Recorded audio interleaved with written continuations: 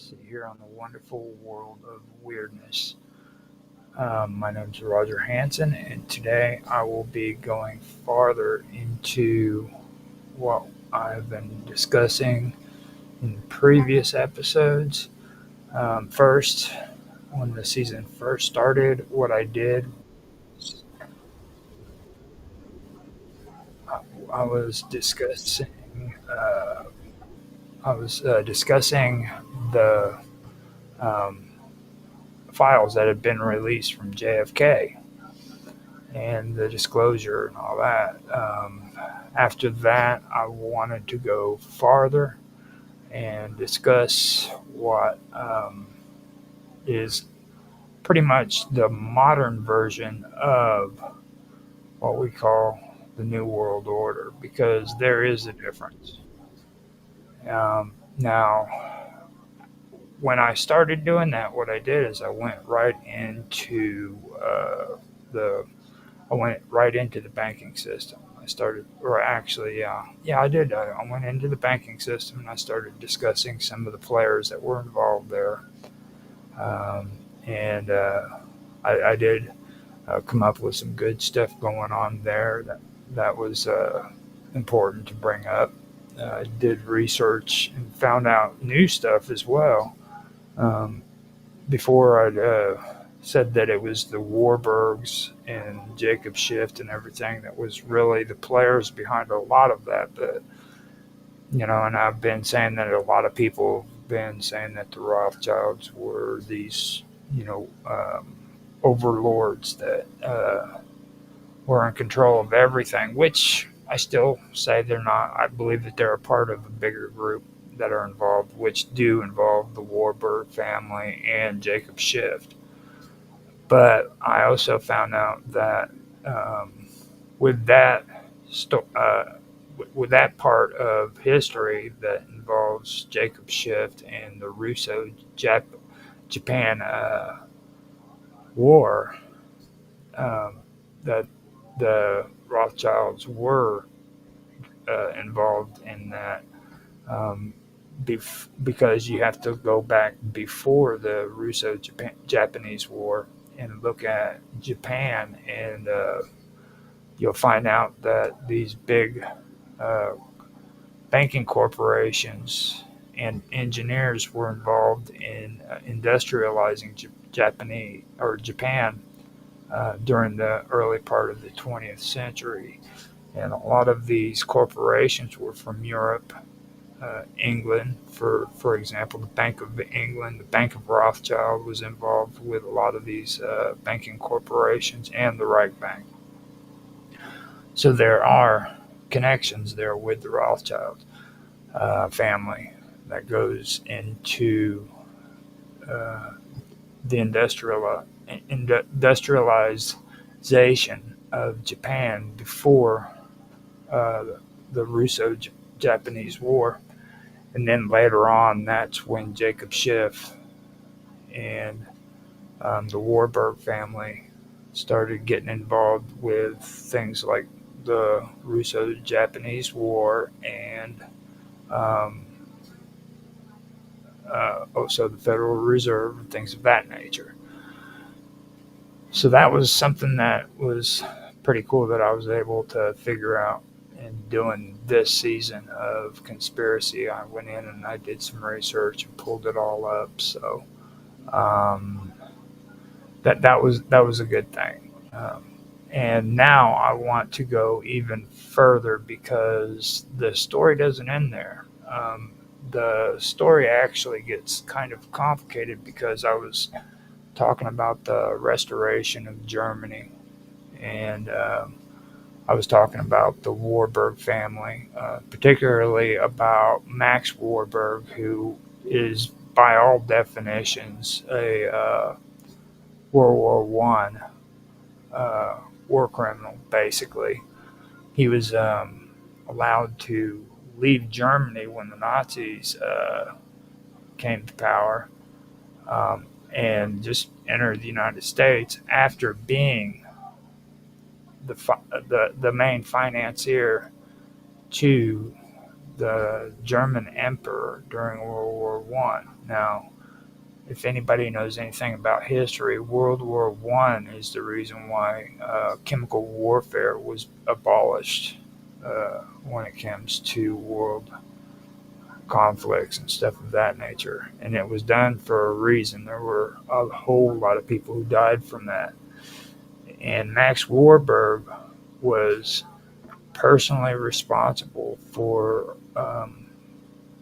making sure that finances were supplied to those people who manufactured those chemical um, war supplies, those chemical weapons, and all of that mass murdering that took place was because he was the one who actually was in charge of all that on the financial side. Um, well, lo and behold, he uh, gets in trouble with the Nazis uh, during the interim between World War One and World War Two, because the Nazis were rising in power, and he flees from Germany. He goes to the United States, and he joins up with his brother, and nobody ever paid any mind to that. That was perfectly fine to him. And the reason why they did that was because of money and influence. Because his brother was here in the United States, and he he had already established the the banking that they had here in the United States before Max even showed up. So basically, they were pretty powerful at that point. And also enters Jacob Schiff. Now, Jacob Schiff was the only person ever to be tutored into the banking industry by the Rothschild family. The way the Rothschilds usually conducted their business was that they always kept it in the family. If you were outside of the family, you had no business connections with them directly. You know what I mean? Now they with customers and stuff like that. That's one thing, but getting into the offices and actually doing the work, that is something they had always kept within the family, and managing money. So Jacob Schiff was the first person, probably the only person, who had ever been taught how to uh, learn the business of banking by this family. And the reason for that was because he grew up close to him. He was a young kid who came into the office, and they became attached to him, and they grandfathered him into banking, basically.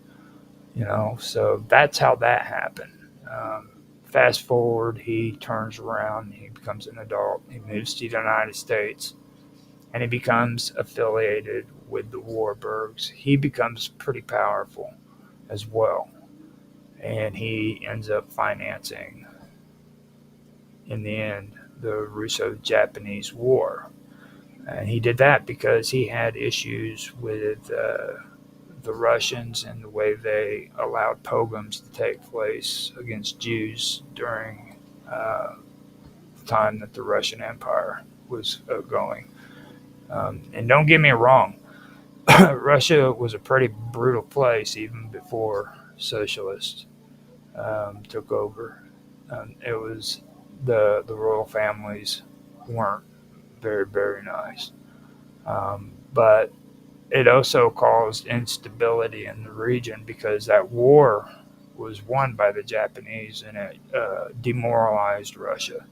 It caused their economy to fall. It caused a lot of problems internally, and eventually the revolution broke out. Now, the first one failed, but as a result of that first one, the second one came around, which eventually led to the Soviet Union. And all of this was a result of economic instability in the area after the Japanese and the Russians went to war with one another. So that's the basic thing of it. So you had the collapse of the Russian Empire, and then the creation of the Soviet Union. And from this point on, I'm going to go even deeper in it. We've already talked about the Jewish bankers. Now we're going to move on to the other side.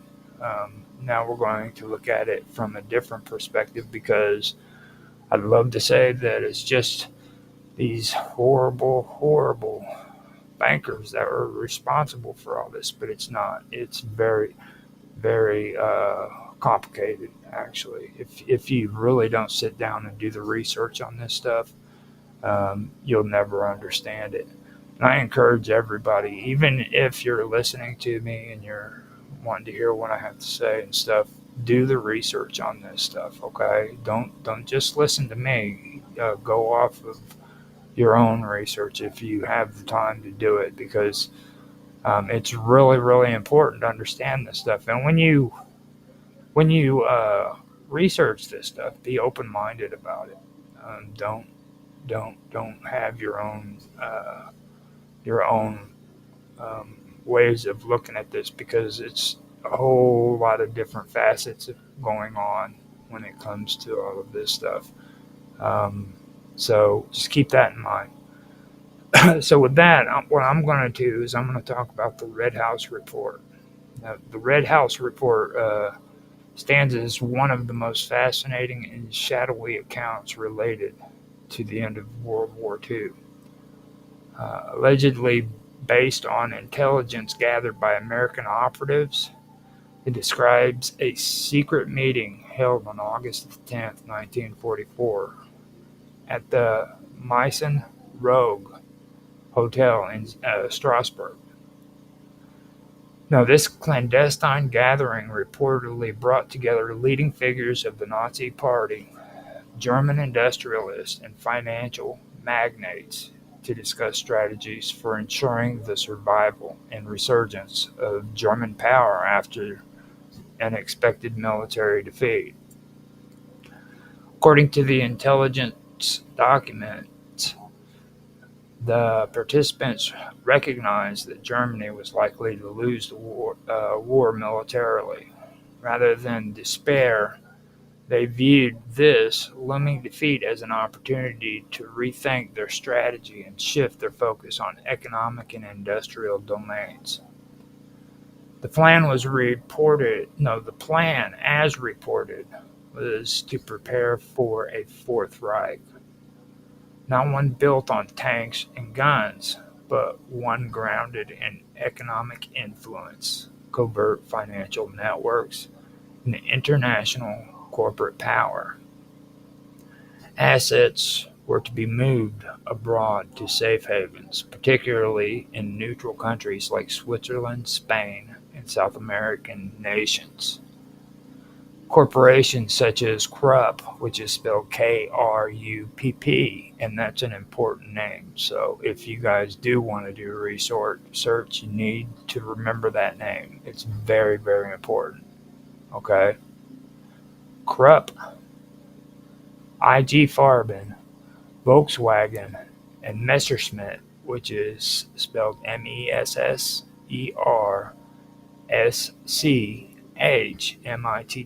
which you won't find very much information about them, but you will find information about them. Now, they were implicated in being involved in this strategy. Senior management from these companies were allegedly instructed to prepare to act as the economic vanguard of a future German revival. They were to transfer key technological knowledge, financial resources, and personnel out of Europe, positioning themselves to continue their influence in post-war global markets.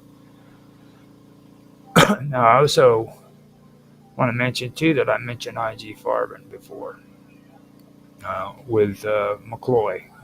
McCloy also had interests with IG Farben, and there was ties with him, and he also prevented bombings from taking place in areas where this company actually was manufacturing weapons and using Jews as slave labor. So keep that in mind. Now, part of this strategy included the establishment of companies in neutral nations, basically. Hold on a minute, I'm having issues here with my computer. So, give me a moment. Yeah, okay, there we go. Okay, part of this strategy included the establishment of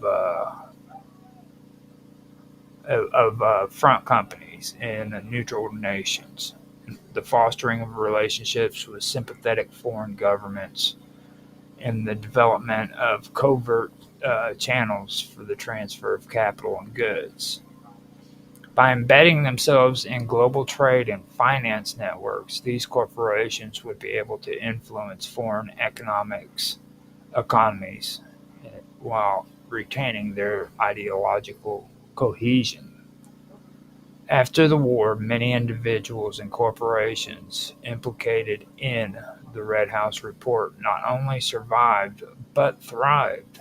Companies like Volkswagen and Siemens became cornerstones of the post war Germany economic miracle. While some executives were tried in Nuremberg, the sentences were often lenient, and many reintegrated into the business world with remarkable speed. That would be Krupp and IG Farben. The strategy outlined in the Red House report finds parallels in other post war phenomena, such as the Rat Line, the secret route used to smuggle Nazi officials to South America. Argentina, in particularly, became a haven for many former Nazis. The evidence shows that German wealth and technical expertise helped to modernize parts of South America's economy during the mid-20th century. The Red House report also highlights the complexities of post-war geopolitics. With the advent of the Cold War, Western powers shifted their priorities from punishing former Nazis to containing Soviet influence. Consequently, economic pragmatism often triumphed over moral influence. Uh, Consequently, economic pragmatism often triumphed over moral reckoning. There you go. Now, many German scientists, engineers, and businessmen found themselves welcomed into new roles, particularly in the United States, under programs like Operation Paperclip. While the authenticity of every detail in the Red House report remains subject to debate among historians, its broader implications are difficult to dismiss. The remarkable resilience of German industry power after the 1945 and the survival of many corporate entities that had been pillars of the Nazi war machine suggests that significant preparatory work had been done to mitigate the impact of defeat.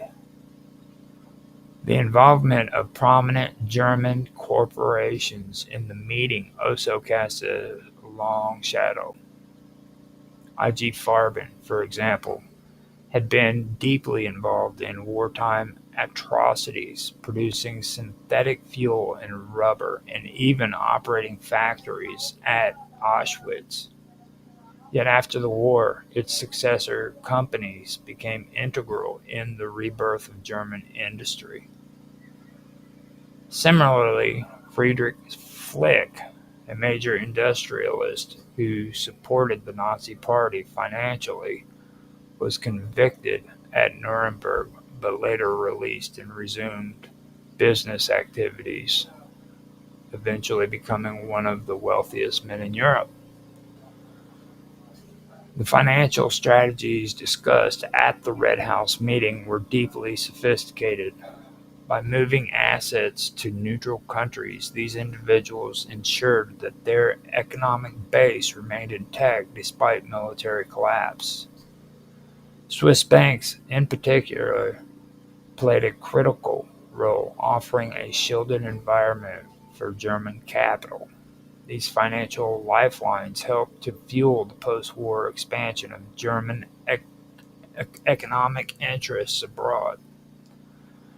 Moreover, the development of European integration in the post-war era culminated in the formation of the European Economic Community, but can be seen in part as an avenue through which former German industrial and political elites reasserted influence within a new framework. This is not to suggest that the European integration was a Nazi project, but rather that elements of the former Nazi supporting economic class found ways to thrive within these new structures. The Red House report fits into a broader pattern of how certain elites adapt to and survive systemic political collapses. In Germany's case, the defeat of the Third Reich did not completely dismantle the economic and industrial foundation that had supported it. Instead, through careful planning, clandestine networks, and a shift from military to economic dominance, many of these interests survived and even flourished. In South America, the impact of these networks was profound. In Argentina, for example, German businesses and engineers contributed to technological and industrial development. The legacy of German investment can still be seen in parts of South America today. Ultimately, the Red House report offers a compelling insight into how power can be preserved even in the face of overwhelming defeat. It also serves as a reminder to the deep entanglement between state, industry, and finance, and how those relationships can be leveraged to sustain influence across radically different political regimes. The post-World War was shaped not only by the victors of World War II, but also by the survivors among the defeated. Clandestine strategies outlined in that Red House report, whether fully realized or not, reveal the depths of planning and resilience among German industrial and financial elites. Understanding this historical episode is crucial for comprehending the complex web of political and economic relationships that emerged in the latter half of the 20th century. In the immediate aftermath of World War II, the world witnessed a chaotic reshuffling of political powers, ideological alliances, and national priorities.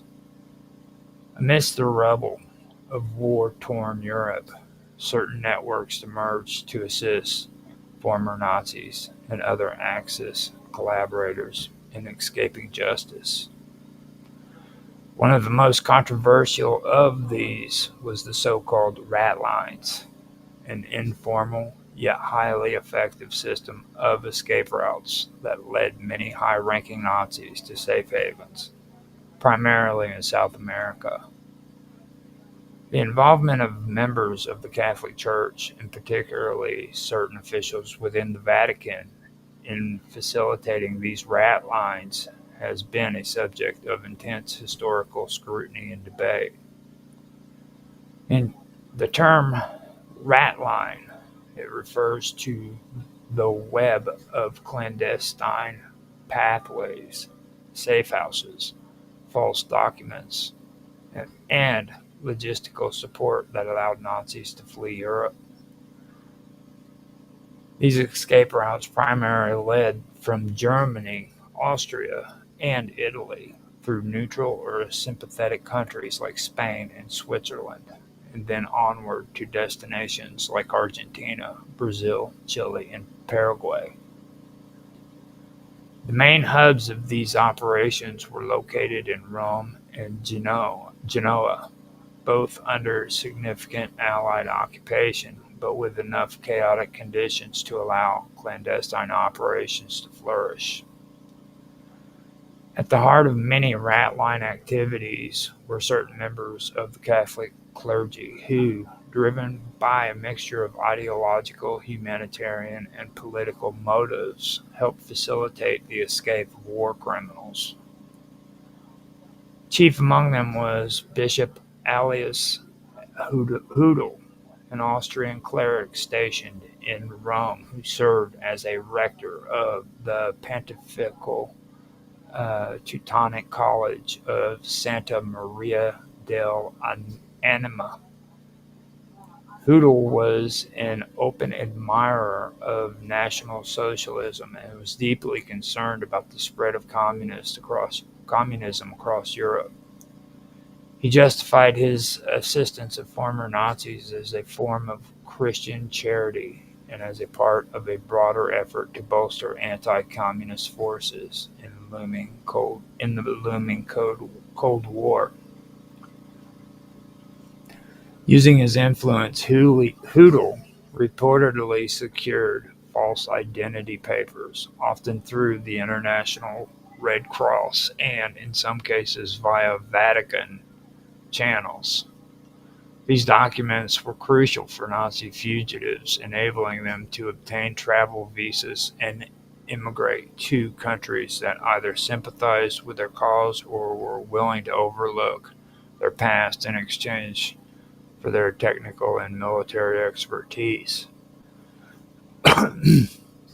Among the notable figures believed to have benefited from the rat lines were Adolf Eichmann, the architect of the Holocaust logistics, Joseph Mengele, the infamous Angel of Death from Auschwitz, and Klaus Barbie, known as the Butcher of Lyon, for his role in wartime atrocities in France. These men, along with countless less known officials, found new lives in South America, often under assumed identities and with the tacit approval or indifference of their host governments. Argentina, under President Juan Perón, became a particularly welcoming destination for Nazi fugitives.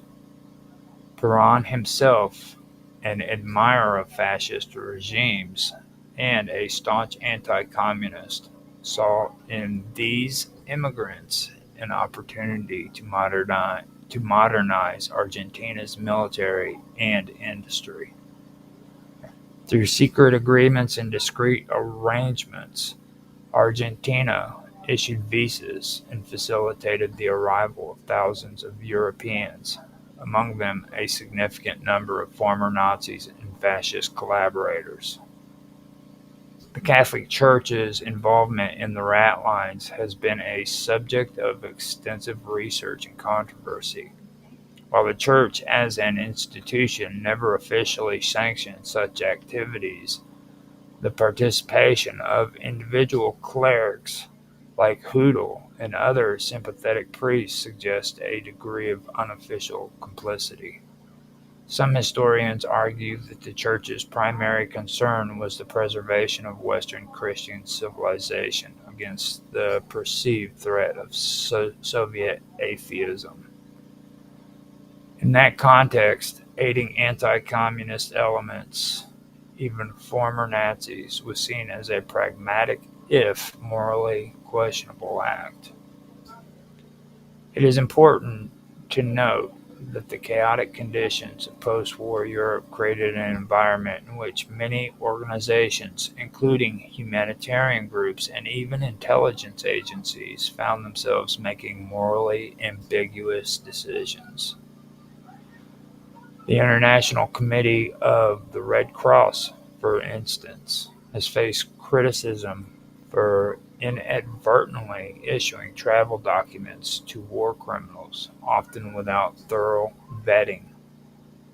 Similarly, American and British intelligence agents occasionally turned a blind eye to the post crimes of or to the past crimes of individuals they deemed useful in the emerging struggle against the Soviet Union. Financial support for the Ratlines came from a variety of sources, including sympathetic businessmen, secret funds, and contributions from pro-fascist organizations. In some cases, assets looted during the war were used to finance escapes. The network was sophisticated, involving bribery of local officials, the establishment of safe houses in monasteries and convents, and the use of underground communication channels.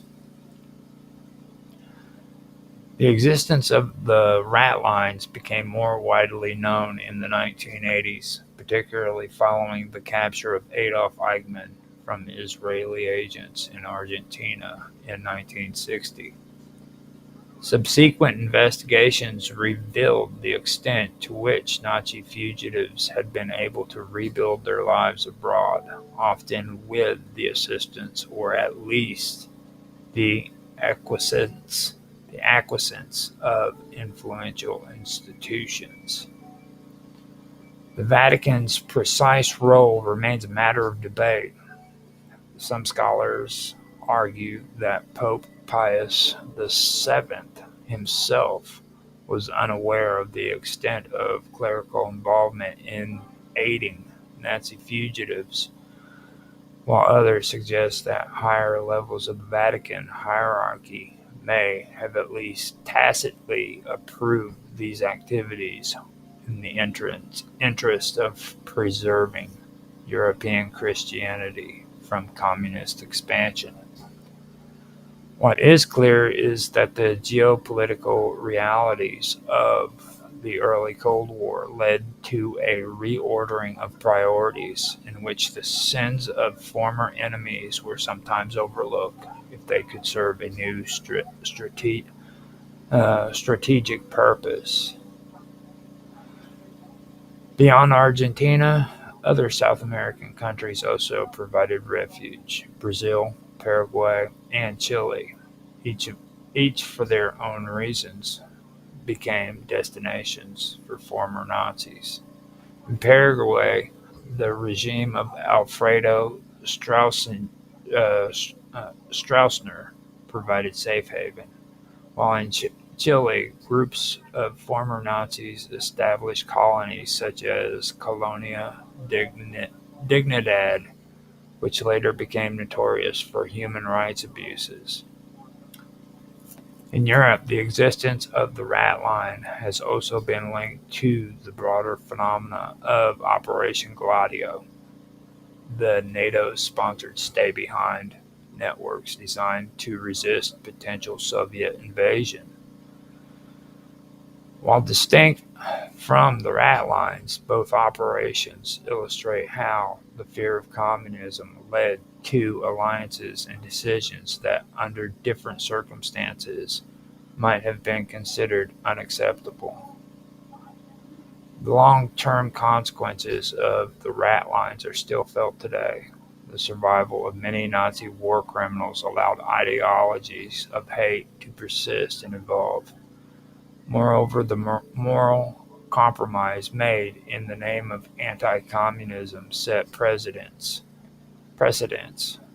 that influenced international relations and domestic politics throughout the Cold War. In recent years, declassified documents and new research have shed more light on the Rat Lines.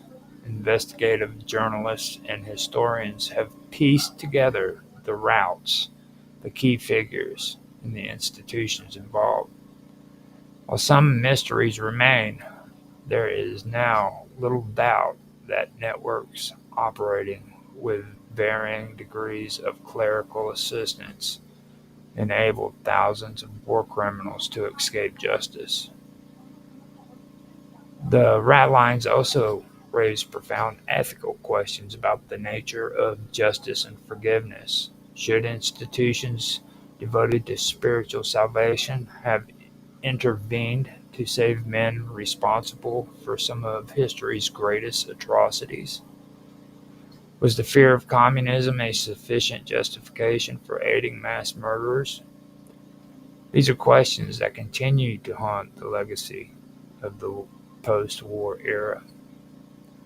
Ultimately, the story of the rat lines is a reminder of the complexities and moral ambiguities of history. It reveals how institutions, individuals, and nations grappled with the challenge of rebuilding a shattered world, sometimes making choices that blurred the lines between pragmatism and complicity. The rat lines serve as a cautionary tale about the dangers of allowing short-term strategic considerations to override the demands of justice and morality.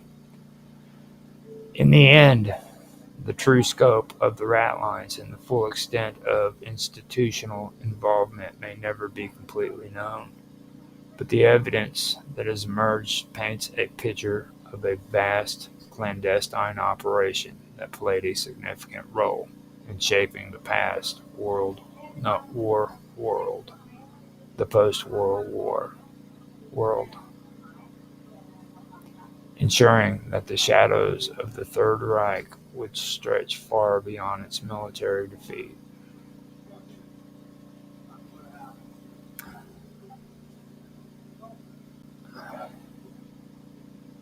Okay, so now we go into Operation Paperclip, and after that, I may be able to go further with that. But right now, I'm hearing noise outside the door, so there might be some interruption.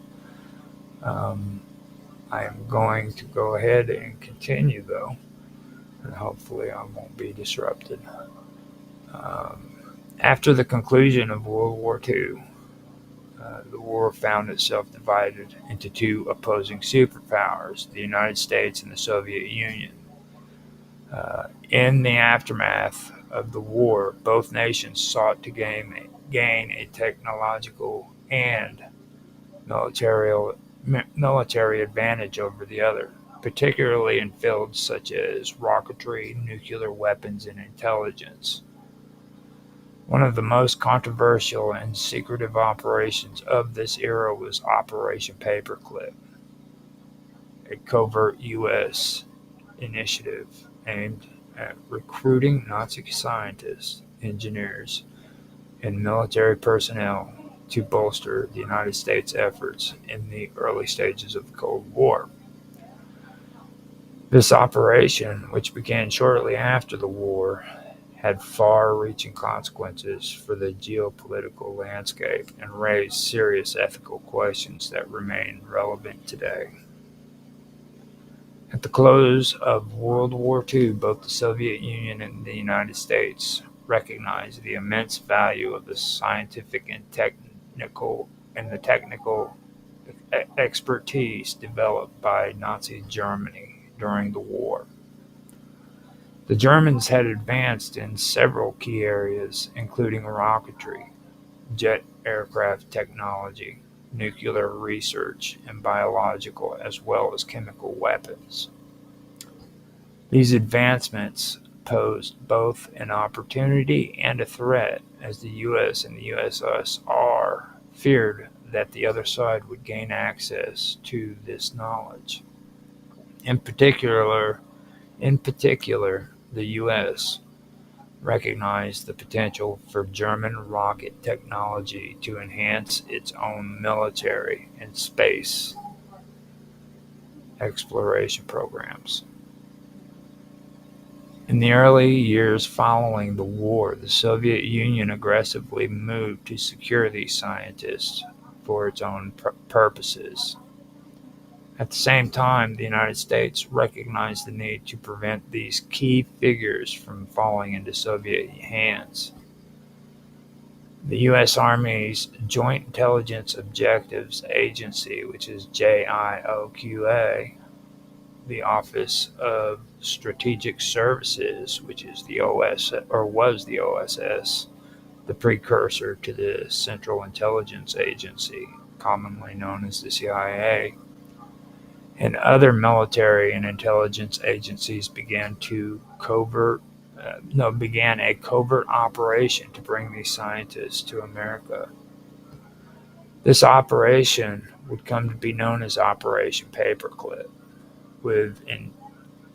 which was intended to recruit German scientists and engineers who had worked under the Nazi regime to continue their work for the U.S. government instead. Many of the individuals who were brought to the United States under Operation Paperclip were rocket scientists, aerospace engineers, and chemists who had worked for Nazi Germany and their V-2 rocket program. One of the most famous individuals associated with this operation was Wernher von Braun, a German rocket scientist who had developed the V-2 rockets for the German military during the war. Von Braun and his team of engineers were brought to the U.S. in 1945, and they became instrumental in the development of the Redstone and Atlas rockets, which would later be used in the U.S. space program. Von Braun's work in the U.S. contributed to the success of the Apollo program, which ultimately sent American astronauts to the moon in 1969. Von Braun's legacy in the U.S. space program is celebrated, yet it is important to recognize the controversial nature of his past.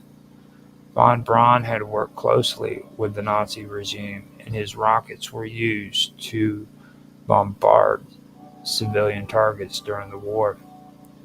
Despite his involvement in war crimes, von Braun was allowed to continue his work in America, primarily because of his technical expertise and the perceived necessity of advancing U.S. military capabilities during the early years of the Cold War. In addition to von Braun, numerous other scientists were brought to the U.S. under Operation Paperclip, including Arthur Rudolph, another German rocket engineer who had worked with von Braun, and Kurt Blome, a physician involved in Nazi biological warfare research. Those individuals, along with hundreds of others, contributed to the development of U.S. military technologies, including chemical and biological weapons, jet propulsion, and rocketry. The OSS, the precursor to the CIA, also played a significant role in organizing Operation Paperclip. The OSS had been established during World War II to gather intelligence and conduct covert operations, recognized the importance of securing German scientists' knowledge for the U.S. war effort. The OSS, which had been established during World War II to gather intelligence and conduct covert operations, recognized the importance of securing German scientific knowledge for the U.S. war effort. In the early stages of Operation Paperclip, the OSS worked closely with the U.S. Army and other military intelligence agencies to identify key German scientists and bring them to the U.S. After the formation of the CIA in 1947, the agency took over much of the responsibility for continuing the operation. The CIA, as the U.S. government's primary intelligence agency, viewed the recruitment of German scientists as essential to maintaining American technological superiority during the Cold War. In addition to the recruitment of individual scientists, the CIA sought to prevent the Soviet Union from gaining access to the scientific knowledge that these individuals processed or possessed. Another important agency involved in Paperclip was the U.S. Army's Joint Intelligence Objective Agency, which is JIOA. The JIOA was tasked with overseeing the recruitment and processing of German scientists. In many cases, these scientists were brought to the U.S. under false identities, and their past affiliations with the Nazi regimes were deliberately downplayed or ignored in order to avoid public scrutiny.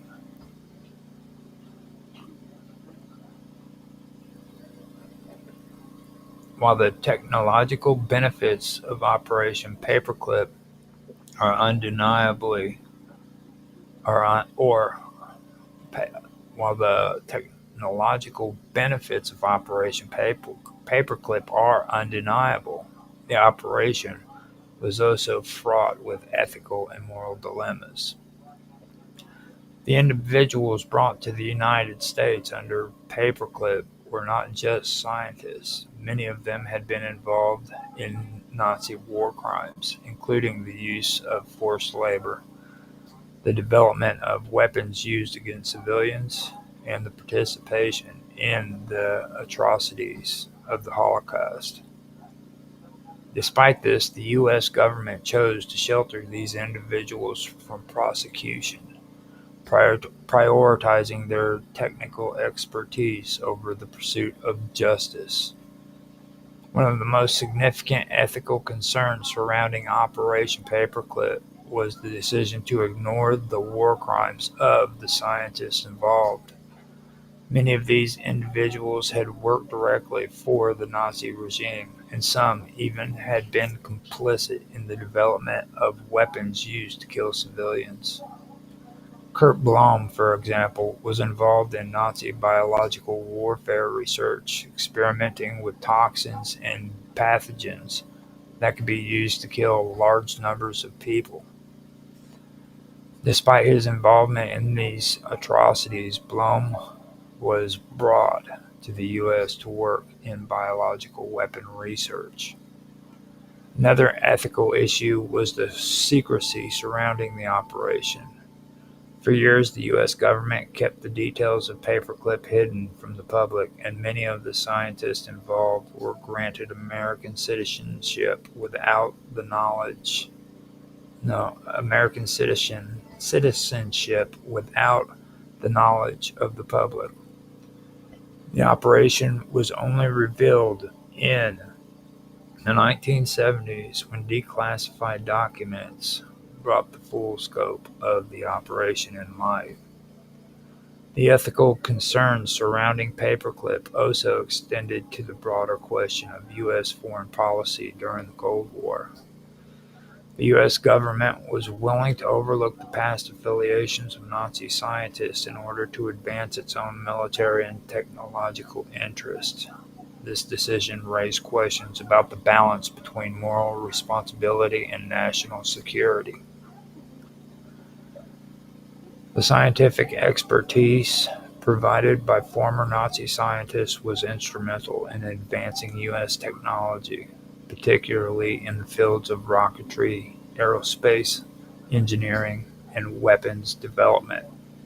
The work of Wernher von Braun and his colleagues laid the foundation for the U.S. space program, leading to the successful launch of satellites, the first manned spaceflight, and the eventual landing of a man on the moon.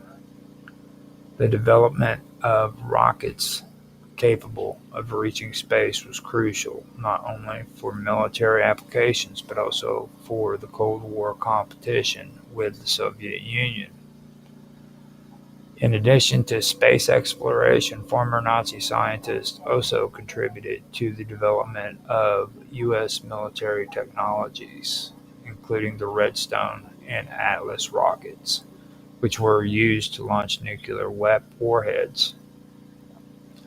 The recruitment of scientists like von Braun also helped the U.S. maintain an edge in the arms race, particularly in terms of missile technology and nuclear weapons delivery systems.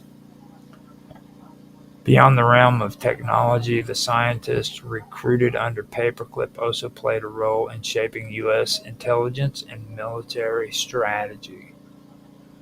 The Cold War was in many ways a battle for technological and scientific supremacy, and the recruitment of Nazi scientists helped the U.S. secure a leading position in these fields.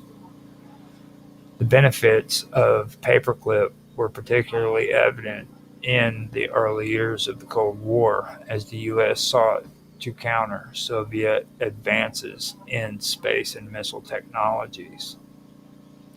Operation Paperclip remains one of the most controversial aspects of U.S. post-war policy.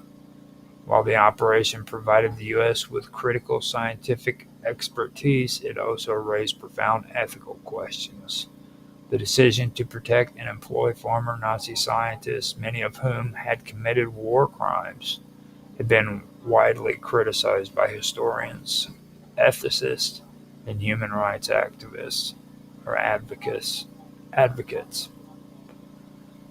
The legacy of Operation Paperclip is complex, as it highlights the moral compromise made by the U.S. government in the pursuit of national security.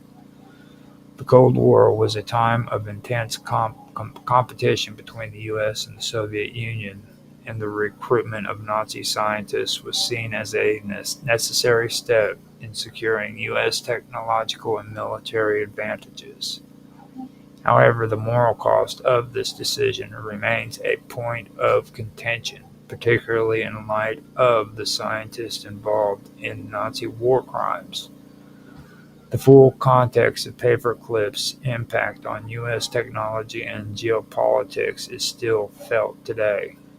The space race, which was initiated in part by the work of Nazi scientists, ultimately led to the creation of NASA and the exploration of space. The U.S. military's technological advances included missile defense systems and nuclear weapons, and they were also shaped by the work of former Nazi scientists. Now, after that, what I really wanted to get into too, and this is the reason why I wanted to start early, was because I want to be able to get into IKEA. And like I said, I do want to eventually make it to Operation Gladio, which is something that I know a lot of people are aware of, but they don't really know the full extent of it. Okay, yeah, Operation Gladio was a stay behind operation in Europe, but it's more than that. If you actually go through and do the research, a lot of the information that's out there is hard to find. I've noticed that a lot of it's disappearing. So it's a little bit harder to find the truth when it comes to that operation. But and that's because it is riddled with a lot of controversy and things of that nature. So don't get me wrong when I say it. I mean, there are some things that are being said about it that just aren't true. But there's also a lot of it that is true. So keep that in mind, when you do check all that stuff out. You have to kind of sift through it basically to find out what's real and what's not. I'm going to go through and reload everything. See, that's why I am so nervous about not doing audio tests before I start my streams, because you never know what's going to happen. So, Yeah, I have to hit refresh and make sure everything is up and running before I get started. That is something that is really a big deal for me. I really do care about my audio to make. Yeah, I heard my voice on X, so I know that's good. Okay, so it does sound like I am coming through, but I'm also making sure my streams are still running on Kick as well as YouTube. And to be honest, I didn't even I didn't even check to see if YouTube was even streaming, but it looks like it is, so I'm good to go. Now, with that, I'm going to get into IKEA. Ingvar Kamprad was the founder of IKEA, and he is renowned for building the world's largest furniture retail company.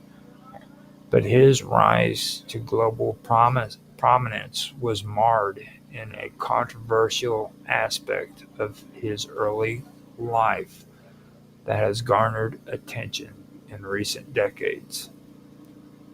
Um, Camprod's involvement in pro Nazi and far right nationalist groups during the 1940s, particularly his connection with Sweden's new Swedish movement, has become a subject of much discussion. Despite the success of IKEA and Kamprad's later attempts to distance himself from his youthful affiliations, his early political leanings have continued to stir public interest, especially as the company grew into an international business empire. Kamprads was born in 1926 in Sweden, and by the early 1940s, he was already developing the ideas that would later shape his business endeavors. During his teenage years, Europe was embroiled in World War II, and Sweden's political climate was heavily influenced by the ongoing conflict.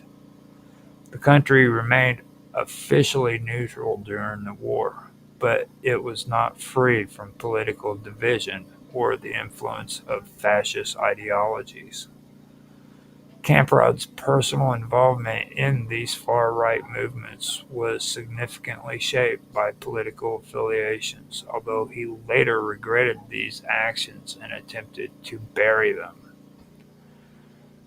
In the early 1940s, when Kamprad was just a teenager, he joined the New Swedish Movement, a pro-fascist organization led by Per Engdahl, a man who was sympathetic to Nazi ideology. The movement advocated for a nationalist, authoritarian vision of Sweden, heavily influenced by fascist leaders such as Adolf Hitler and Benito Mussolini. It was an extremist faction that sought to promote Swedish unity under a totalitarian government, rejecting democratic process in favor of a centralized dictatorial regime. While the new Swedish movement was not the Nazi Party itself, its ideologies was in line with the broader European fascist currents of the time. Kamprad's involvement with Egdahl's group was not just nominal.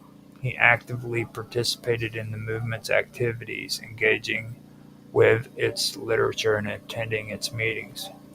He also exchanged letters with Engdahl's, expressing his support for the organization's vision. At the time, Kamprad was young and impressionable, and his enthusiasm for ideas espoused by the movement reflects the allure of fascist ideology for certain segments of Swedish society during the war years. As a young man trying to find his place in the world, Kamprad was influenced by Engdahl's rhetoric. which included a strong anti-communist and anti-democratic sentiment. Kamprad's ties to the new Swedish movement were not limited to passive support. He was an active participant in its efforts to spread its fascist ideology. He believed in the group's anti-communist agenda, and like many of Sweden during this period, he was eager to distance himself, like many uh, in Sweden during this period. He was eager to distance himself from the growing threat of Soviet influence in Europe. The ideological support was not without its consequences. Although Kamprad would later distance himself from these views, he involved no, his involvement in such groups would come to haunt him later in life, particularly when journalists uncovered these past affiliations decades after he had become a global business leader. Swedish political climate during the Second World War played a significant role in Kamprad's early ideological leanings. While the country maintained its official neutrality, the rise of fascism across Europe had a notable influence in Swedish politics. Sweden had a strong nationalist tradition, and as the war intensified, many Swedes found themselves being torn between maintaining neutrality and sympathizing with either the Axis or Allied powers. In particular, Sweden's leaders had to balance their relationship with Nazi Germany, which controlled much of Europe at the time, while still attempting to protect the nation's independence. During this time, there was a small but vocal segment of the Swedish population that aligned itself with fascist and Nazi ideas. These groups were primarily motivated by their hatred for communism, and they saw the Nazi regime's success in pushing back Soviet influence as something worth emulating. Kamprad, like many young people in Sweden, was swept up in these ideological currents. His personal political beliefs were undoubtedly influenced by the prevailing fascist sympathies in parts of Swedish society, particularly among right-wing nationalist groups. The new Swedish movement was part of this broader political environment. It was one of several organizations in Sweden that admired Nazi Germany's methods and goals. However, it is important to note that the movement was never as large or as influential as the Nazi Party in Germany. Still, it played a role in fostering pro-fascist sentiment in Sweden, particularly among younger individuals like Kamprad, who were seeking answers to the turmoil of the world around them. In 1994, Swedish journalist Elisabeth Asbrink uncovered documents that revealed Kamprad's past involvement with the new Swedish movement. These documents, which were found in the Swedish National Archives, included letters and other correspondence between Kamprad and Engdahl. When this information became public, it caused a scandal, particularly in Sweden, where Kamprad had become a well-known and respected business figure. Kamprad, at the time, the head of IKEA, issued a public apology for his past political affiliations. He admitted to his involvement with the fascist movement and expressed regret for his actions, describing them as a mistake of youth and as a result of his ignorance. He wrote a letter to IKEA employees in which he acknowledged that his early political beliefs were misguided, that he had learned from them. Kamprad apologies was seen as sincere by many, though it did not completely erase the strain on his reputation. While Kemprod's early political affiliations had been a point of contention, what became more alarming were the allegations regarding his use of forced labor after the war. In the years following the conclusion of World War II, many companies, including some based in Sweden, were accused of employing former Nazi collaborators or utilizing labor from concentration camps for production. IKEA, under Kamprad's leadership, was one of those companies under scrutiny for its labor practices, particularly during the early years of its growth. While there is no direct evidence to suggest that IKEA itself employed Nazi war criminals or forced laborers directly, Kamprad's early actions in post-war Europe had led to accusations that he indirectly profited from Nazi era exploitation.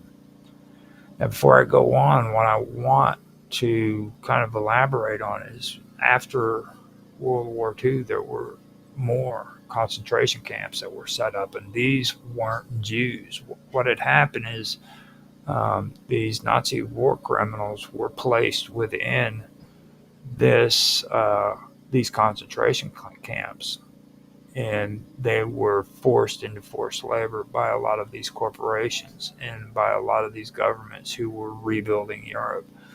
And that's something that you're not going to hear in the history books. People aren't going to teach that to you. But they took the same people who put the Jews in the concentration camps and placed them into concentration camps and made them do forced labor, just like what was done before with the Jews.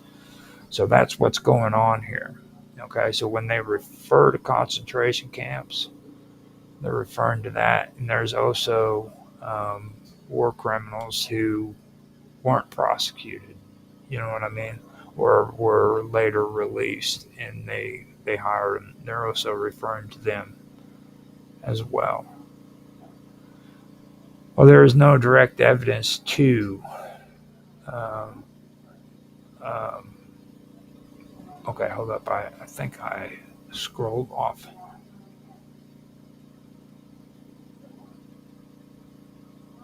Yeah, here we go. Now, IKEA, under Kamprad's leadership, was one of those companies under scrutiny for its labor practices, particularly during the early years of its growth. While there is no direct evidence to suggest that IKEA itself employed Nazi war criminals or forced laborers directly, Kamprad's early actions in post-war Europe had led to accusations that he indirectly profited from Nazi-era exploitation. In the immediate aftermath of the war, many industries across Europe faced the challenge of rebuilding. Much of this reconstruction was driven by state-sponsored enterprises, including those in Germany, where former Nazis were integrated into the workforce. Some reports suggest that Kamprad, in his early years, may have benefited from business connections with individuals or entities linked to Nazi labor exploitation, or even organizations that had ties to wartime economic arrangements involving forced labor.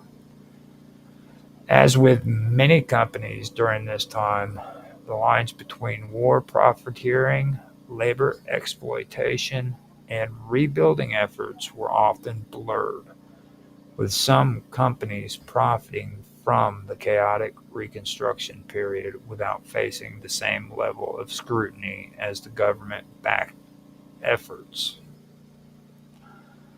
When confronted with allegations of this association with Nazi groups in his youth, Kamprad was initially defensive, but later acknowledged his past affiliations.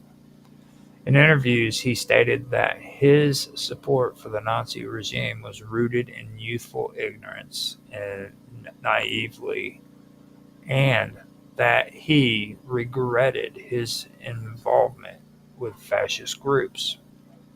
He claimed that he had distanced himself from these ideologies over the years, focusing solely on building his business. Camper also mentioned that his latter political views, or later political views, were shaped by a desire to help people through economic means, although the damage done by his early actions could not be erased. In the 1990s, when Kamprad's Nazi ties resurfaced, he made a public apology expressing deep remorse for his past actions and describing them as a youthful mistake. Despite his apologies, many critics remain skeptical of his efforts to distance himself from his early political affiliations, especially in light of his past support for fascist ideologies. As IKEA grew into a global brand, its success came at a price. The company's supply chain, which spans the globe, faced criticism related to the exploitation of cheap labor, particularly in developing countries. This was not unique to IKEA, as many multinational corporations have faced similar accusations. But it is important to consider how Kamprad's early involvement in Nazi-era groups might have influenced his views on labor and profitability. While there is no direct evidence linking IKEA to the use of forced labor in the post-war period, the company's business model, which emphasizes low cost and high efficiency, has raised questions about the conditions under which workers in its supply chain operate. Over the years, reports surfaced of poor working conditions in factories that supplied IKEA with products, particularly in companies where labor laws were weak or poorly enforced. While IKEA has made efforts in recent years to improve its labor practices, the company's early reliance on low-cost labor from countries with less stringent regulations mirrors the kind of business approach that Kamprad in his earlier days may have been influenced by. Ingvar Kamprad's legacy is undeniably complex. On one hand, he revolutionized the furniture industry and built a global brand that is now one of the largest retailers in the world.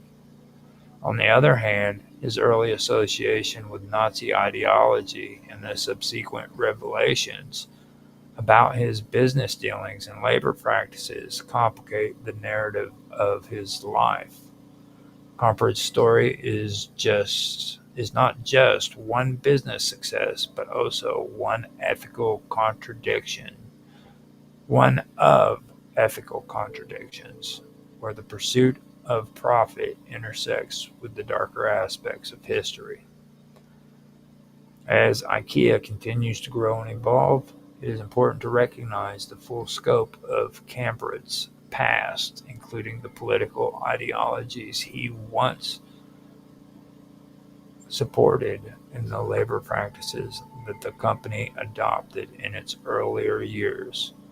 While Kamprad may have distanced himself from his earlier political affiliation and expressed regret for his past mistakes, the impact of these actions remains a significant part of the broader conversation about corporate responsibility, ethical business practices, and the consequence of historical actions.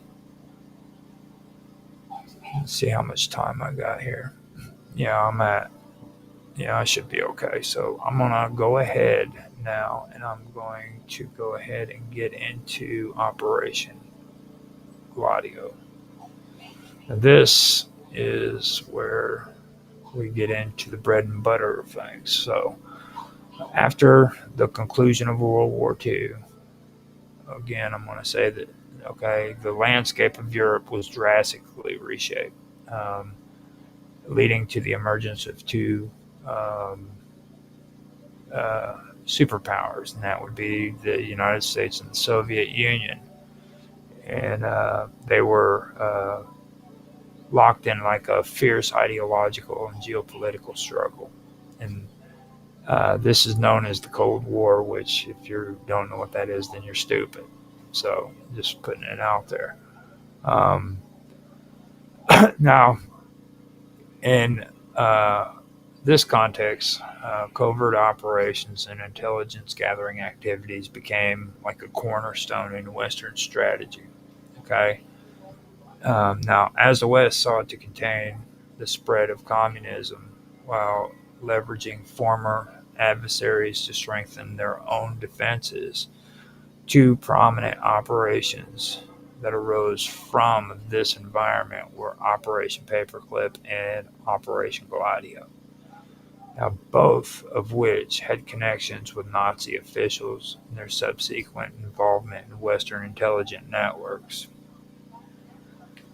Now, Operation Paperclip is probably one of the most well known covert operations, which was carried out by the United States after World War II.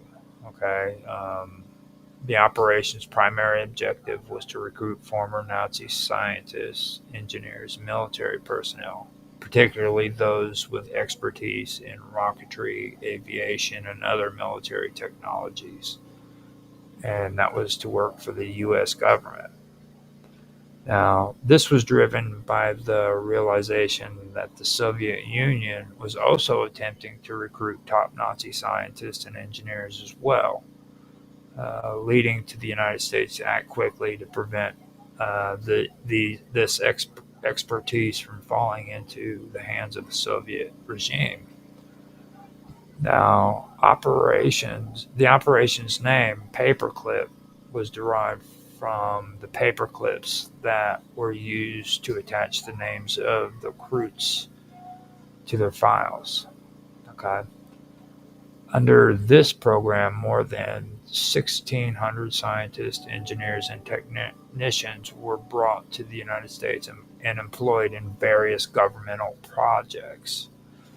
One of the most notable figures, of course, brought over under Operation Paperclip was Wernher von Braun, like I'd mentioned before. He was a Nazi SS member, a rocket scientist who later became instrumental in the development of the U.S. space program, uh, particularly the Apollo missions that put a man on the moon. However, Operation Paperclip was not limited to scientists working in technical fields. Many former Nazi intelligence officers and operatives were also recruited to work for U.S. military and intelligence agencies. These individuals had deep knowledge of Soviet military and intelligence operations, making them valuable assets for the West in the early years of the Cold War. The CIA, the U.S. Army, and other agencies made extensive use of these former Nazi officers, who were often placed in key positions within U.S. intelligence and defensive structures. One of the most notable individuals recruited under Operation Paperclip was Reinhard Gehlen, a former high-ranking officer in Nazi Germany's military intelligence service, the Abwehr. After the war, Gehlen was brought to the United States by the CIA, where he was instrumental in the establishment of West Germany's post-war intelligence service, the BND. Gehlen's deep knowledge of Soviet intelligence operations made him a key asset to the West, and his recruitment under Operation Paperclip was part of the broader strategy of leveraging former Nazi officials to strengthen the West's intelligence apparatus. While Operation Paperclip focused on leveraging Nazi expertise for technological and intelligence purposes, Operation Gladio was a secretive NATO initiative aimed to establish covert stay-behind armies in Europe.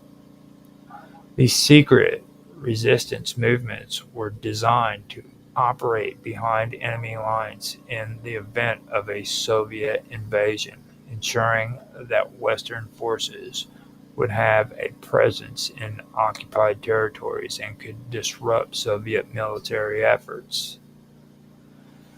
The operation was initiated in the late 1940s and was implemented in a number of European countries, including Italy, France, and Belgium. The purpose of Operation Gladio was to create an underground network of military resistance that could be activated in case of the Soviet Union in case the Soviet Union advanced into Western Europe. These networks were composed of both military personnel and civilians who were trained to engage in guerrilla warfare, sabotage, and intelligence gathering. The program was a response to the growing fears of Soviet expansion, as well as the increasing influence of communist parties in Europe after World War II. In many countries, these resistance networks were maintained in secrecy with little to no knowledge of their existence by the general public. These stay-behind armies were often linked to far-right political groups and used covert methods to influence the political landscape of their respective countries. The operation was closely tied to the CIA and NATO, which provided financial and logistical support for those networks. While the primary purpose of Operation Gladio was to resist a potential Soviet invasion, there were allegations that it also played a role in influencing European politics, particularly in countries where communist parties were gaining influence. The connection between Nazi officials and Operation Gladio lies in the recruitment of former Nazi military officers and intelligence agents to aid in the establishment of these covert resistance networks. Following World War II, many former Nazi operatives were recruited by the CIA and other Western intelligence agencies to provide their expertise in covert operations and intelligence gathering. These individuals having been trained in espionage, subversion, and sabotage during the Nazi regime, were seen as valuable assets in the context of the Cold War. Reinhard Gehlen, for example, who had been recruited by the CIA under Operation Paperclip, played a key role in organizing West Germany's intelligence service, the BND, which was closely tied to NATO's activities, including Operation Gladio. Galen's background in military intelligence, particularly his knowledge of Soviet operations, made him a natural fit for the covert nature of Operation Gladio.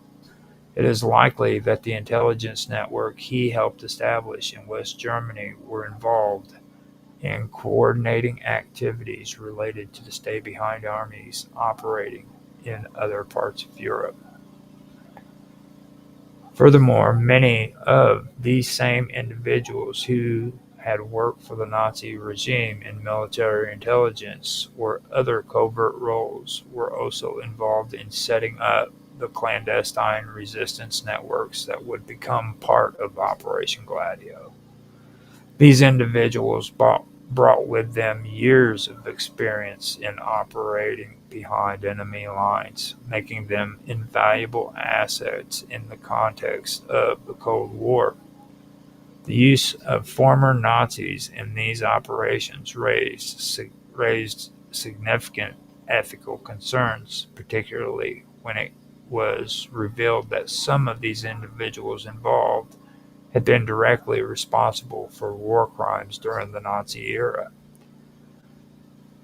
The legacies the legacies of Operation Paperclip and Operation Gladio are still felt today, as both operations were central to the formation of the Western intelligence network that would shape global geopolitics throughout the Cold War.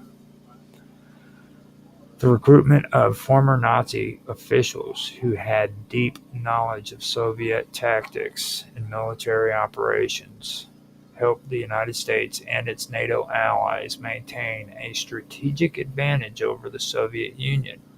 However, the use of such individuals raised ethical questions that have lingered to this day, particularly in relationship to the involvement of Nazi war criminals in post-war intelligence operations. Operation Gladio had a particularly controversial legacy, as it was revealed that some of the stay-behind networks in Europe had been involved in activities that went beyond simple resistance to Soviet occupation. These networks were alleged to have been involved in influencing elections, supporting far-right political movements, and even engaging in acts of terrorism. The full scope of Operation Gladio activities remains unclear, but its exposure in the 1990s raised important questions about the extent to which Western intelligence agencies were willing to go in order to prevent the spread of communism. Moreover, the involvement of former Nazis in these operations created a paradox for the United States and its allies. While these individuals were seen as necessary for the success of the Cold War strategy, their past associations with the Nazi regime left a stain on the moral integrity of the operations. The use of such individual reflects the complexities of moral compromise that were made in the name of national security during the early years of the Cold War. The recruitment of former Nazi officials and intelligence operatives through Operation Paperclip and their involvement in Operation Gladio highlights the complex and often morally ambiguous decision made by Western intelligence agencies during the Cold War. The need to contain Western the need to contain Soviet influence and protect Western interests led to the collaboration with individuals who had once been part of the very system that the West had fought against during World War II. These operations played a crucial role in shaping the post-World War, but they also left behind a legacy of secrecy, ethical questions, and political ramifications that continue to be examined to this day. So with that, man, I am finished. I went through that. I covered it. Now this is the other half. Okay, we got to hear about the freaking bankers of Europe. We got to hear about the JFK assassination. Now we hear about the rat lines, which is something that me and Mark Watashik has always, or we've actually started talking about it. And he's always bringing it up, and it's a good point because it's a part of all this. So without mentioning this aspect of what was going on, um, would it wouldn't fill in the gaps. You know what I mean? So you had two factions right there, and they were all intertwined, and it had to do with technology, it had to do with intelligence, and it had to do with industry. You know what I mean? It had to do with basic corporations and stuff of that nature. People who were war criminals were being released and set free because it would affect the economy. People that had committed atrocities would later be able to um, get away with it, go back to their lives, and make their companies stronger and more powerful. Then there were affiliations with um, the rat line where they don't have proof, of course, right? But there could be possible implications that the Catholic Church was involved in smuggling Nazi war criminals out of Europe to South America. But that's all hypothetical, right? Um, then after that, we get into it deeper and we start looking, and we find out that IKEA, the founder of IKEA, at first believed in uh, fascism, which I've mentioned this a few times. Fascism is nothing more than freaking socialism, freaking turned into a monopoly. You take socialist programs and you monopolize them. That's fascism. Just so we make that clear. And um, these fascist groups, they aren't far right, they're far left, because socialism is a left leaning political group. I also want to clear that up because um, that's not my. I hear that far right thing all the time, and everybody tries to pin it to the far right, far right this, far right that. Um, Fascism and Nazis, they were all freaking associated with the far left. I mean, the Nazis were actually the German National Work Party. That's what Nazis is. It's an acronym for that party. So, and that's far left. So, but anyhow, after that, what happened was the founder of IKEA supported the Nazis, but then afterwards used war criminals that were Nazi war criminals who were being used as war criminal for slave labor in order to build his empire.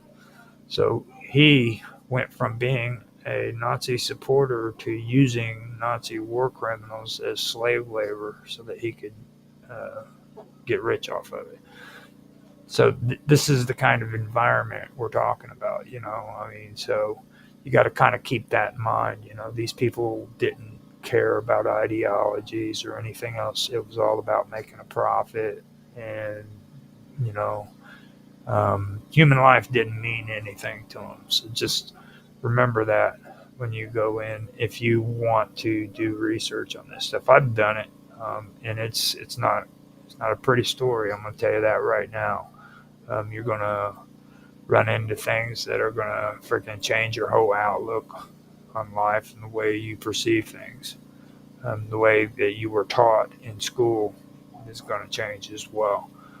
Um, but that goes back to what I've also said. A lot of people don't want to hear the truth. That you hear people talk about the truth all the time, but the truth is something that people really don't want to hear because it's not pretty, and it usually doesn't agree with the way we see things.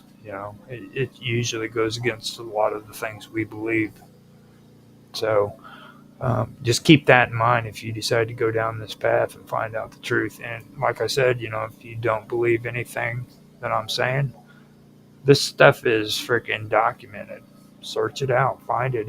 If you have a problem with spelling something properly, put it in my comment section. I'll give you the proper spelling for it and things of that nature, because I do believe that research is very important. Don't listen to these uh, supposed media outlets or these old media sources. I love that term, alt media sources. They're just as bogus as the frickin' mainstream media is. So just do your own research and find out for yourself, because these people are not going to tell you the truth. So just keep that in mind, because it is true. You're not going to find any of this stuff out by listening to other people. It's just not going to happen. Okay.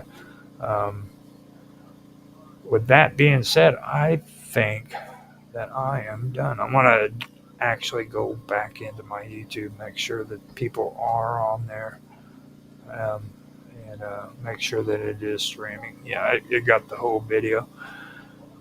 Well, I am, like I said, I had to do this early today. Later on, if things work out, I'll be going on Censorship Sucks and hanging out with those guys and talking. Hopefully, they don't ask me anything important, you know what I mean? Because I don't know shit. And I just hope I don't have to talk about politics. That's all it is. Because those guys are pretty hardcore. Now, if I get to talk to Willie about his worm farm, that's cool. But I don't know about all this politics stuff. So everything looks like it's good on YouTube. Nobody made any comments. Everything looks good so far, except for yeah, there we go. It looks good on D Live too. So with that, if I would like to say, if you liked what you saw, please like, subscribe, share, make comments. Please make comments. Seriously, I'm pandering to you guys every day to make a freaking comment. Okay, and the reason why is because I like comments. I like to talk to people down in the comment section. The chat's cool too, but down in the comment section, leave a comment for me. So that I can freaking talk to you, have a conversation. I enjoy doing that. Uh, Thanks for watching. I hope everybody enjoys their day, their night, evening, whichever part of the day it is for you. I hope you have a good day. And with that, I'm going to go ahead and end the stream because I have got to go to the bathroom.